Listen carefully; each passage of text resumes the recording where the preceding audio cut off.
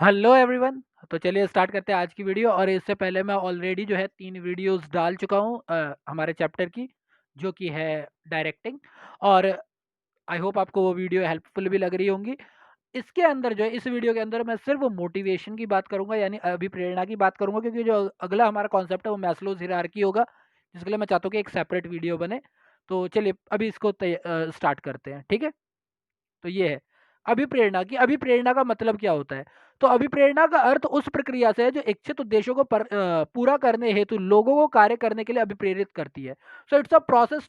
Motivation is a process to motivate people to get desired goals, to complete desired goals. ठीक है। अभिप्रेरणा लोगों की संतुष्टि की आवश्यकता पर निर्भर करती है कि एक इंसान how much satisfaction a person want, इस पे ही मोटिवेशन जो है डिपेंड करेगा।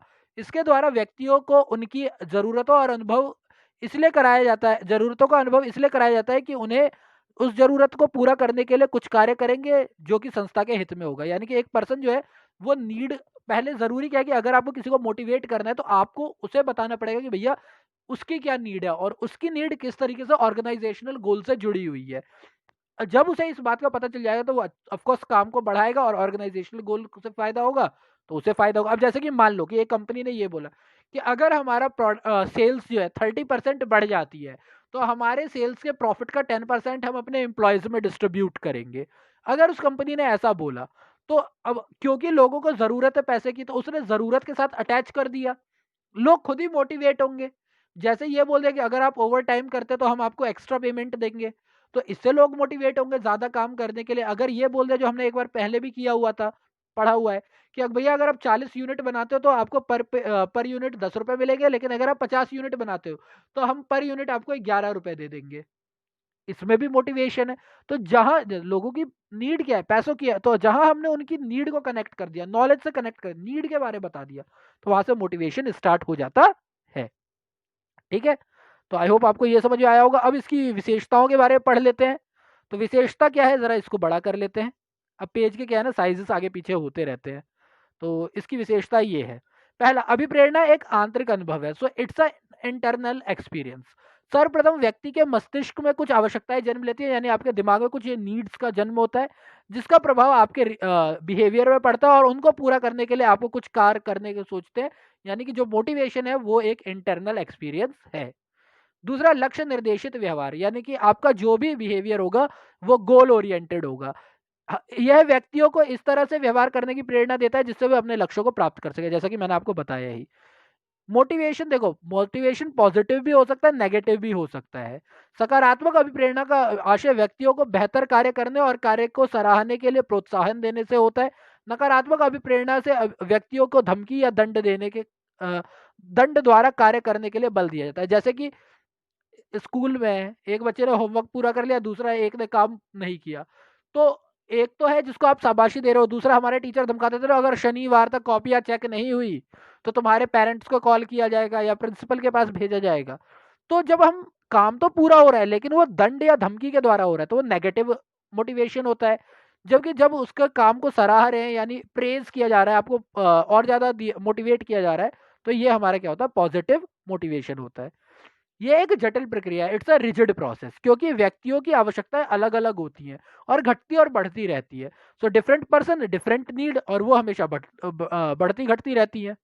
देन हमारा आता है सतत प्रक्रिया। तो ये बात तो बिल्कुल सही है कि हमारा जो मोटिवेशन होता है इट्स अ कंटिन्यूअस प्रोसेस, क्योंकि हमारी, ये तो आपने इको में भी पढ़ा है कि हमारी आवश्यकताएं असीमित है लेकिन हमारे संसाधन सीमित है। लेकिन यहाँ पर जो लाइन आपको पढ़नी है वो पढ़नी है कि व्यक्ति की आवश्यकता यानी नीड जो है वो असीमित होती है, जबकि और वो हमेशा चेंज होती रहती है। एक आवश्यकता के संतुष्ट होने पर दूसरी आवश्यकता उत्पन्न हो जाती है। जैसे ही आपका एक चीज खत्म हो, आप दूसरे, जैसे 10वीं तक था, 10वीं की परसेंटेज जैसे ही 10वीं परसेंटेज हुई, साइंस लेना है, कॉमर्स लेना है, आर्ट्स लेना है, जैसे ही आपने कॉमर्स ली, अब 11वीं के मार्क्स, अब जैसे ही 11वीं के पास हो गए, 12वीं में अच्छी परसेंटेज, 12वीं की अच्छी परसेंटेज हो जाएगी, कॉलेज चेंज होता रहता है, हमारी नीड चेंज होती रहती है। इसीलिए प्रबंधकों को अभी प्रेरणा का कार्य सतत रूप से करना होता है, यानी मोटिवेट आपको लगातार करना होता रहता है। जैसे कि ये बोला हुआ है, नीड होती है, तो हमें टेंशन होती है कि हमें इसे सेटिस्फाई करना है। हम एक एक्शन लेते हैं, उससे हमें पैसे मिलते हैं या कंपनसेशन मनी मिलती है।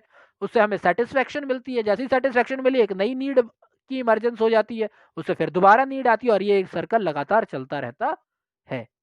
अभिप्रेरणा का महत्व क्या है, यानी इसकी नीड क्या है, ये कर लेते हैं। तो इसके लाभों से समझ सकते हैं, तो इसका नीड जो है वो इसके प्रॉफिट से समझ सकते हैं। क्या क्या प्रॉफिट है वो देख लेते हैं जरा। अभिप्रेरणा कर्मचारियों के निष्पादन स्तर में सुधार के साथ साथ संगठन के सफल निष्पादन में सहायक होती है। यानी मोटिवेशन जो होती है वो आपके जो वर्क का एग्जीक्यूशन है, यानी एम्प्लॉयज का जो वर्क का एग्जीक्यूशन है उसके लेवल में सुधार होता है, यानी कि इंक्रीज होता है और ज्यादा बेहतर होता है, वो बेटर होता है। साथ साथ संगठन के सफल निष्पादन में सहायक होती है, यानी कि एक हमारा ऑर्गेनाइजेशन जो है वो भी बहुत ही अच्छे से काम करे, एग्जीक्यूट करे, उसके अंदर भी ये सपोर्ट करता है। अभिप्रेरणा जो है वो कर्मचारियों के नकारात्मक दृष्टिकोण को सकारात्मक दृष्टिकोण में बदलने की, यानी आपकी जो नेगेटिव अप्रोच होती है उसको आपको एक पॉजिटिव अप्रोच में बदलने की कोशिश करता है। मोटिवेशन से आप नेगेटिव टू पॉजिटिव की ओर जाते हो। नेक्स्ट है, अभिप्रेरणा कर्मचारियों को संस्था को छोड़कर जाने की दर पर कम लगाती है। यानी कि अगर आप अपने ऑर्गेनाइजेशन में ही मोटिवेटेड हो और काम करने के लिए, तो आप वो छोड़ के दूसरी जगह जाओगे नहीं। आप काम दो ही जगह से चेंज करते हो, या तो आप वहां पर काम करना नहीं चाहते या तो वहां पर काम की कमी है। लेकिन अगर काम की कमी नहीं है और काम करना नहीं चाह रहे हो आप, तो ऑफकोर्स यानी कि वहां पर आपको मोटिवेशन की कमी है। तो अगर आप मोटिवेटेड रहते हो तो आपके काम छोड़ के जाने की दर घट जाती है। देन अभिप्रेरणा है ये संगठन में कर्मचारियों की अनुपस्थिति की दर कम कर देती है। यानी कि अगर आप मोटिवेटेड हो, जैसे स्कूल है, अगर स्कूल आपको अच्छा लगता है, जो बहुत रेयर होता है, बट अगर बच्चों को स्कूल अच्छा लगता है तो आपकी एब्सेंस क्या हो जाएगी, कम हो जाएगी। लेकिन अगर आपको स्कूल अच्छा नहीं लगता तो आपकी एब्सेंस की रेट क्या होगी, ज्यादा रहेगी। सेम विद ऑर्गेनाइजेशन, अगर ऑर्गेनाइजेशन जाना आपको अच्छा लगता है तो वहां पर आपकी अपन उपस्थिति कम रहेगी। तो वो कब होगा, जब आप मोटिवेटेड रहोगे। नेक्स्ट होता है हमारा अभिप्रेरणा प्रबंधकों को नए परिवर्तन लागू करने में सहायता देता है। यानी कि जो मोटिवेशन होता है वो चेंजेस को लाने में क्या करता है, जो भी चेंजेस होते हैं उनको एग्जीक्यूट करने में हेल्प करता है। तो ये था हमारा अभिप्रेरणा के लिए वीडियो। अब अगला जो वीडियो है वो मास्लो के बारे में होगा, जो कि एक सेपरेट वीडियो में बनाना चाहता हूँ। So see you in the next video, and तब तक के लिए stay safe and thank you for your time.